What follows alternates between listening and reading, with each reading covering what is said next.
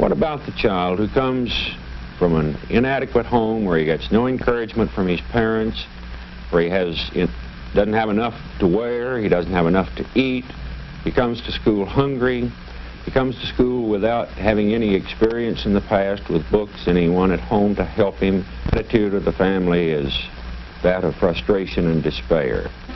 We're hoping that in the daycare center, a demonstration research project to give these children an opportunity to have the experiences, social and educational, to better prepare them for the first grade and later education. These children of this particular area, without this experience, would be spending most of their time in the homes which are not equipped to give them the type of advantages which we are at the daycare center. It is our hope that by giving these children preschool experience, they will be ready for learning when they do enter the first grade.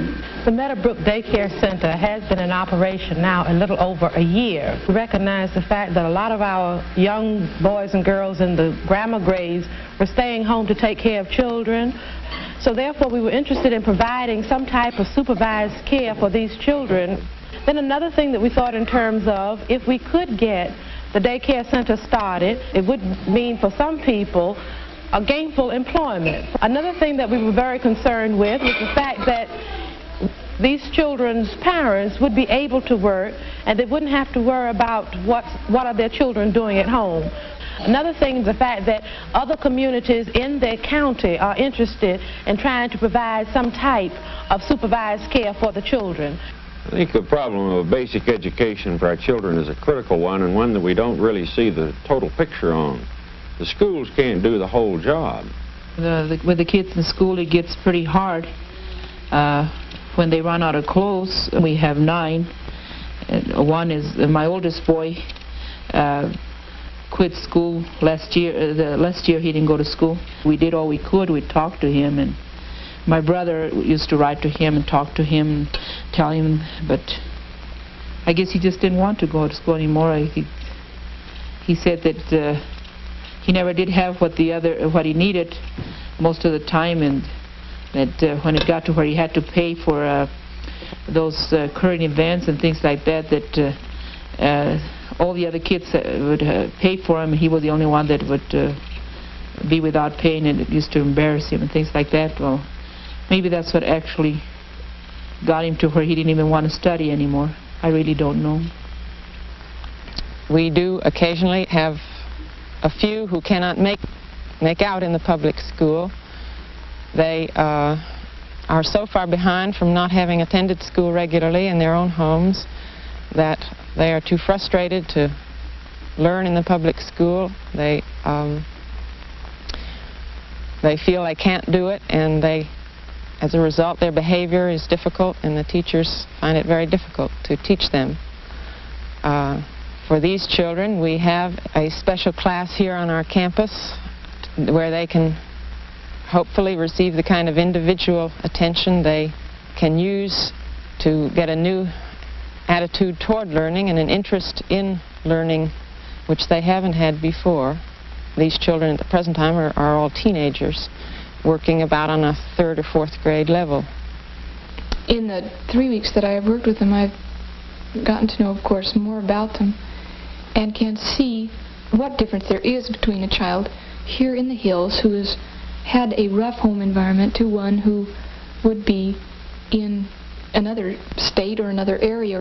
I feel that just from work standards themselves, work habits, and their attitude about their own selves, that they would be much different if they had had a good, normal home upbringing. And I feel this very definitely in all 3 children, not really perhaps so much as Minnie and Jimmy, but Jimmy has possibilities, and I feel is of normal intelligence, if not above. And I feel that he has a good mind when he wants to use it, but he's been defeated so many times in living, in expressing himself, and in being in school that he just no longer has a desire to learn. Suppose that he does make the effort to learn and succeeds. What then? Will there be a job for him and for many others like him? We need help, work. That's all we ask, just a job. Yeah, I'd like to work. I'd like my husband to have a steady job, and that way we could get along better.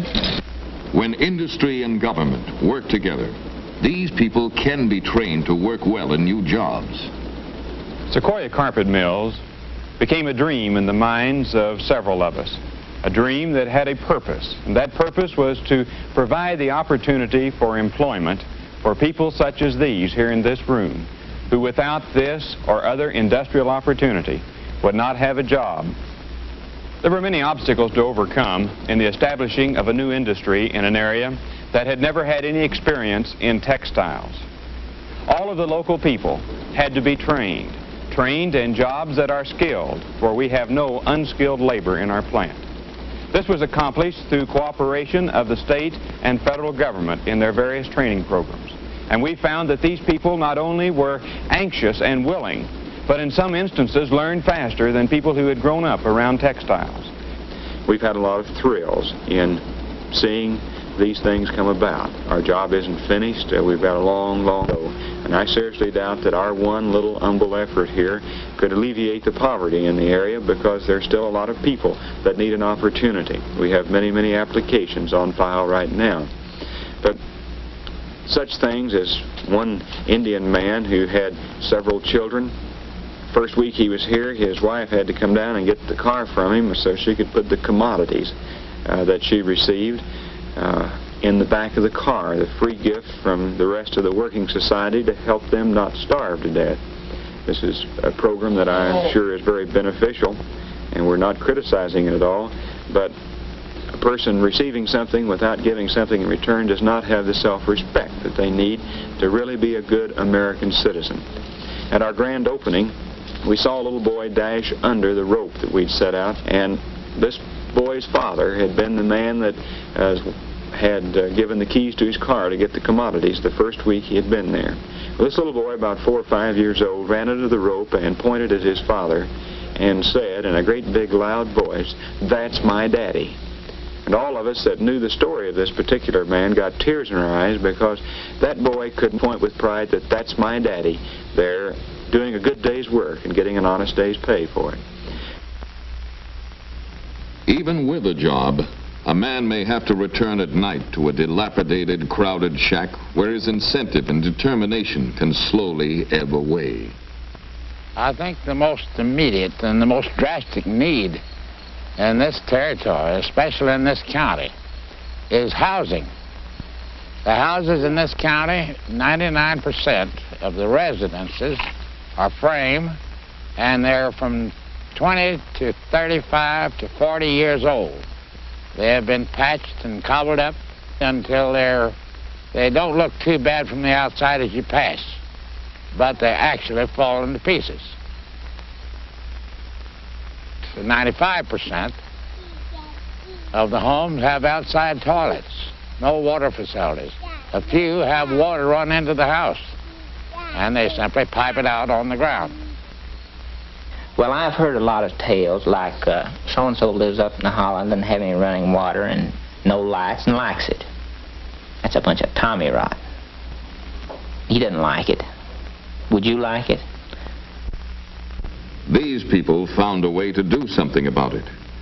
With a government loan only sufficient to buy materials, this family set about repairing their house themselves. It is not an easy job after working a long day on their farm, but they are succeeding because of their powerful desire for something better. My husband and I were so worried about getting our house fixed for this winter. And then we started worrying how we would be able to go on with the house. We didn't have any material to work on it. And my husband couldn't do anything about it. He had to work to support the family, and while he was working, he couldn't do anything here. Well, anyway, we found out from somebody that we could have a loan. So I talked with my husband, and we finally decided to go and see about it.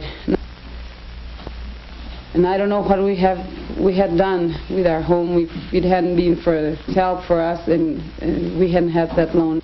I put all this paneling and ceilings and plastering inside, outside. I guess by December I'm going to be ready with it. I hope so. So I do all my best in my house for my family to live better. This is only one family among millions. These people were fortunate enough to be able to get help. But such assistance should be available to all who need it. Massive programs must be launched. Programs that consider the fact that impoverished communities can contribute only a small part of the necessary funds. The people of each community must get to know each other, understand each other, and finally, act together. It seems to me that this is what we've got to do. Any county that is really interested has got to bring together a good, strong basis of public support. Not only a few interested persons. There's got to be representation from boards of county commissioners, from city governors, from all of the agencies that are concerned, schools, community colleges, industrial education centers, welfare and health agencies, employment service. And there's also got to be representation, involvement, participation by leaders in the communities where the people live that most need help.